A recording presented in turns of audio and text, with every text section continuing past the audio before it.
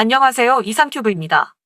최근 대만 언론에서 한국이 F-16V로 업그레이드를 하게 되면 로얄티는 대만에 들어온다는 기사가 제법 눈에 띄고 있습니다. 이 기사가 처음으로 나왔을 때를 아마 2018년도로 기억합니다. 그런데 현재도 대만 언론에 가끔 소개되는 기사거리입니다.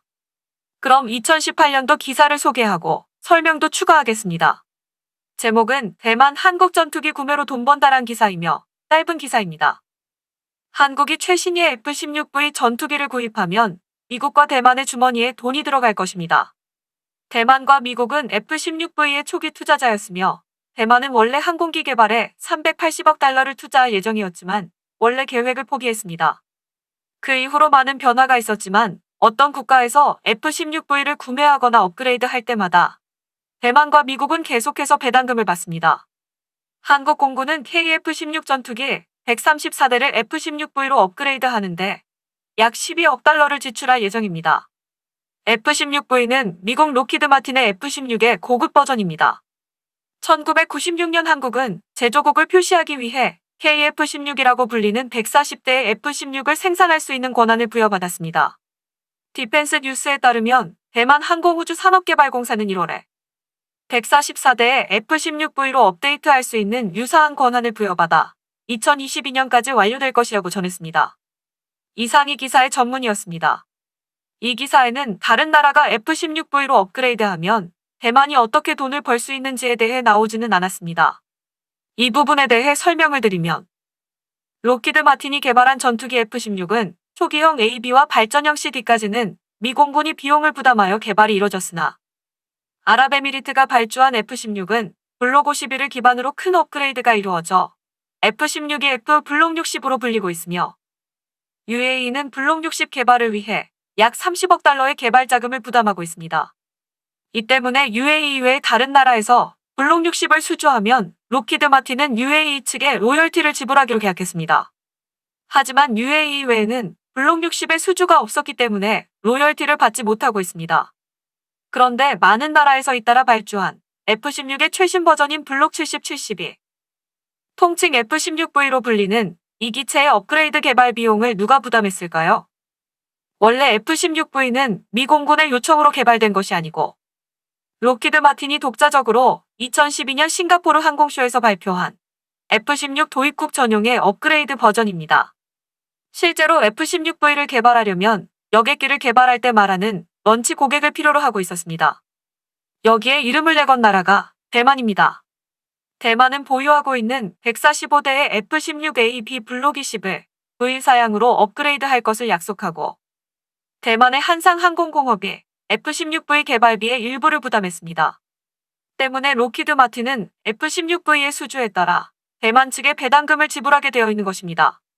따라서 나우뉴스와 타이완 뉴스 같은 일부 대만 언론은 한국이 134대의 KF-16 블록 70, 72 사양으로 업그레이드를 결정했기 때문에 대만에 로열티가 들어올 것으로 보도했으며 이 보도가 사실이라면 F-16V는 F-16EF와는 달리 기존 제품의 업그레이드 및 구입을 위한 주문이 잇따르고 있기 때문에 상당액의 로열티가 대만 측에 입금되게 될 것으로 보입니다. 또한 대만의 ARDC가 아시아 태평양 지역 최초로 F-16 전용 유지 보수 센터를 유치한 것도 F-16V 개발에 협력한 대가일지도 모르지만 대만이 F-16V 개발에 투자했다는 사실과 로열티가 들어온다는 보도는 수가 적고 신뢰성이 떨어진다는 견해도 있습니다.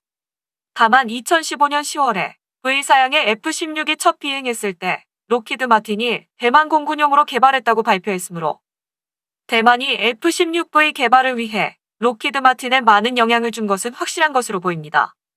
또한 아랍에미리트를 위한 F-16EF도 개발비를 부담하는 대가로 로열티가 설정되어 있는 것을 감안하면 대만 측에 의한 개발 비용의 일부 부담이 사실이라면 F-16V에도 로열티가 설정되어 있다는 주장은 충분히 설득력이 있습니다.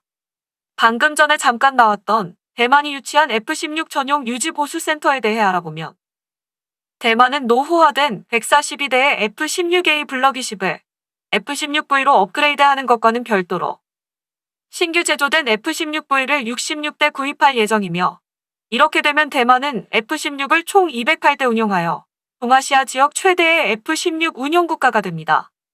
그 때문에 F-16V의 업그레이드 작업을 하청받고 있는 대만의 AIDC는 아시아 태평양 지역 최초가 되는 F-16 전용 유지보수 센터 설립을 촉구하고 있었습니다. 하지만 유지보수 센터 설립은 중국의 반발을 초래할 우려가 있어 실현하기에는 어려운 것이 아닐까 보여져 왔습니다. 하지만 중국에 대해서 강경 노선을 고집하는 트럼프 행정부는 작년 12월에 대만과 F-16 전용 유지보수 센터를 대만에 개설하는 것에 합의했습니다. 실제 센터 운영은 대만의 AIDC와 미국의 록히드 마틴이 공동으로 실시하는 것으로 되어 있으며 대만 미디어는 지난 8월에 차이잉원 총통이 출석해 F-16의 유지보수 센터의 개소식을 거행했다고 전했습니다. AIDC 관계자에 의하면 록히드 마틴이 인정한 F-16을 취급하는 유지관리 업체는 극소수이며 그 대부분이 미국에 거점을 둔 기업이며 그리고 유지보수 비용이 비교적 고가여서 대만이 저렴한 비용으로 유지보수를 제공하면 주변국의 수요를 끌어들일 가능성이 있다고 말했습니다. 차이잉원 총통이 주석을 맡고 있는 민주진보당도 F-16의 유지보수를 통해 다른 아시아 국가와 교류할 수 있다고 생각하는 것 같습니다. 대만이 노리고 있는 극동 지역의 F-16 유지보수 수요는 대만 208대와 한국 169대, 싱가포르 60대와 태국 53대, 그리고 인도네시아가 33대이며 모두 합하면 500대 이상으로 이 지역에 배치되어 있는 미공군의 F-16까지 더하면 잠재적인 유지보수 수요는 600대를 넘어가기 때문에 단순한 비즈니스로서 보면 확실히 유망한 사업입니다. 하지만 대만의 유지보수 센터를 이용한다는 것은 정치적으로 중국과의 마찰을 야기할 수 있기 때문에 다른 나라에서 대만의 F-16 유지보수 센터를 이용할지는 알 수 없는 상황입니다. 대만도 그 점을 인식하고 있어 당분간은 자국 공군 208기의 유지보수에 집중하고 다른 나라의 F-16 유지보수는 제2단계가 될 것이라고 말하고 있습니다. F-16 전용 유지보수 센터라는 개념은 F-35의 국제정비거점 MRONU에서 파생됐을 것으로 추정되고 있습니다. 그동안 전투기의 점검을 동반한 F-16의 대규모 유지보수는 도입국 업체에 위탁되거나 록히드 마틴이 운영하는 시설에서 정비받는 경우가 많았고 최근에는 미국에 진출한 BAE 시스템스가 도급받기도 했습니다.